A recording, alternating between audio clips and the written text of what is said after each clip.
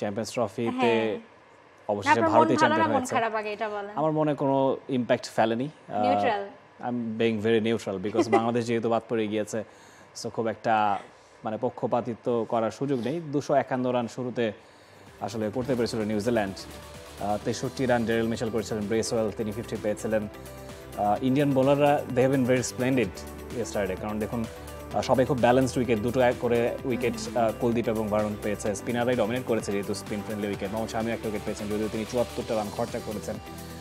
254 run 6 wicket হারিয়ে India করেছে। 76 run captain Rohit Sharma করেছেন, শ্রেয়াস আয়ার 48, কেএল রাহুল 34 রান আউট ছিলেন, শুভমান গিল তিনি 31 করেছেন। ব্রেসওয়েল ব্যাটিংয়ের মতো বোলিংয়েও 2টো উইকেট নিয়েছেন, স্যান্টনার 2টো উইকেট নিয়েছেন, কাইলি জেমিসন 1টা উইকেট নিয়েছেন, রাচিন রবীন্দ্র 1টা উইকেট নিয়েছেন। টানা 7মবারের মতো বেস্ট টিস্যু পেপার ব্র্যান্ড হিসেবে স্বীকৃতি পেয়েছে বসুন্ধরা টিস্যু। টুর্নামেন্টে সর্বোচ্চ রান স্কোরার রাচিন রবীন্দ্র হয়েছেন। তবে নিউজিল্যান্ড এবারেও শিরোপার 7টা পেল না মৌ। এই যে একটা কি বলে মুকুটহীন রাজপুত্র আমরা কেইন উইলিয়ামসনকে বলি, যদিও একটা টেস্ট চ্যাম্পিয়নশিপ কি তারা জিতলেন না নাকি না, আসলে কিছু জেতেননি, টেস্ট চ্যাম্পিয়নশিপ জিতলেন, রাইট, হ্যাঁ, ভারতকে হারিয়ে জিতলো, এছাড়া তো আর কোনো শিরোপা তার নেই। বিশ্বকাপে বেশ কয়েকবার final খেললেন, champions trophy final খেললেন।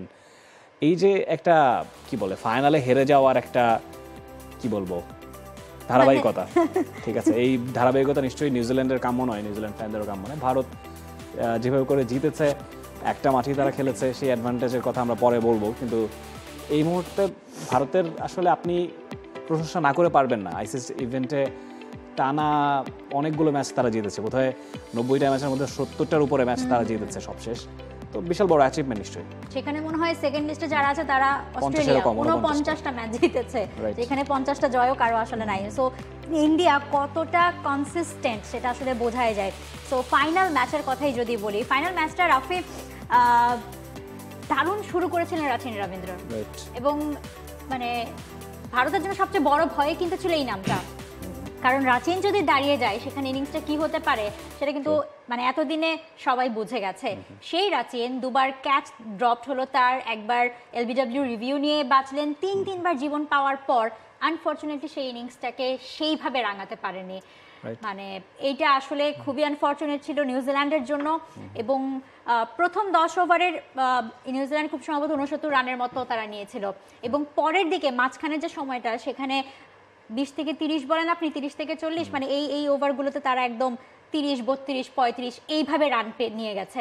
So ওই জায়গাটাতেই ইনিংসটা আসলে স্লো হয়ে গেছে, এবং পরবর্তীতে একদম শেষে ব্রেসওয়েলের ইনিংসটাই একমাত্র আসলে যেটা 250 পর্যন্ত নিউজিল্যান্ডকে টেনে নিয়ে গিয়েছিল, যেখানে শেষ 10 ওভারে তারা 79 রান পেয়েছিল নিউজিল্যান্ড। সো ব্রেসওয়েলের ইনিংসটা খুব বেশি ইম্পর্টেন্ট ছিল গতকাল তাদের জন্য। অ্যাবসলিউটলি ড্যারেল মিচেলের ইনিংসটাও ইকুয়ালি ইম্পর্টেন্ট ছিল। তিনি মাত্র 63 করেছেন 101 বলে, কিন্তু যেই সময়টায় একটা ব্যাটিং কলাপস আসতে পারতো সেই সময়টায় তিনি হাল ধরেছেন, খানিকটা অ্যাঙ্করিং রোলে তাকে খেলতেই হয়েছে। নিউজিল্যান্ডের মাহমুদুল্লাহ রিয়াদ, হ্যাঁ, না আমি ড্যারেল ম্যাচে মানে কালকের ম্যাচের জন্য হ্যাঁ বলতে পারেন, আমি জানি না, মাহমুদুল্লাহ রিয়াদ বাংলাদেশের অনেক জয়ের সাক্ষী, সেটাও বলতে হয়। তবে নিউজিল্যান্ড অ্যাজ এ হোল টুর্নামেন্টটা যেভাবে খেলেছে, ফাইনাল ম্যাচটা কিন্তু আসলে আমার কাছে মনে হচ্ছে খানিকটা রংহীন পারফরমেন্স। ম্যাট হেনরি যদি থাকতেন তাহলে হয়তো বা ডিফারেন্ট সিনারিও হতে পারতো। পেস বোলিং ইউনিটে ওরকে প্রচুর এক্সপেন্সিভ ছিলেন, যাকে নিয়েছেন হ্যাঁ রাইট নাথান স্মিথ থেকে, তিনিও আসলে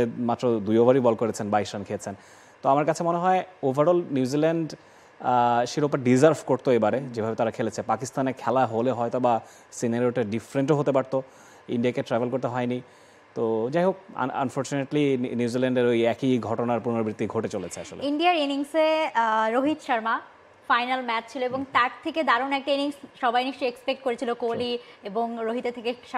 স্বাভাবিকভাবে কোহলি কালকে না পারলেও রোহিত কিন্তু করে দেখিয়েছেন, দারুণ একটা ইনিংস খেলেছেন। এবং শুরুতে ইন্ডিয়ার রান রেট তো ছিল 8-এর ওপর, তারপর গিয়ে কোহলি ফিরলো, গিল ফিরলো, রোহিত ফিরলো, তারপরে গিয়ে একটু আসলে ভাটা পড়লো ইন্ডিয়ার ইনিংসে, এবং তারপরে দেখা গেল যে 70 বলে 72, 80 বলে 83, মানে এরকম একটা মানে নিউজিল্যান্ড খুব খুব চাপিয়ে ফেলেছিল ম্যাচটাকে। একটা সময় মনে হচ্ছিল যে ওকে নিউজিল্যান্ড ক্যান ফাইট, মানে শুরু থেকে মনে হচ্ছিল যে তারা আসলে ফাইট করতে নেমেছে।